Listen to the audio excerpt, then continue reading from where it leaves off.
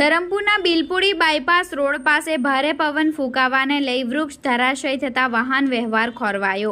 7 જૂન શુક્રવારના રોજ 5:30 કલાકની મળતી માહિતી મુજબ હવામાન વિભાગ દ્વારા વલસાડ જિલ્લામાં ભારે પવન ફૂંકાવાની આગાહી આપવામાં આવી છે। ત્યારે આજરોજ ભારે પવન ફૂંકાવાના કારણે ધરમપુરના બિલપુડી બાયપાસ રોડ પર એક વૃક્ષ ધરાશયી થયું હતું।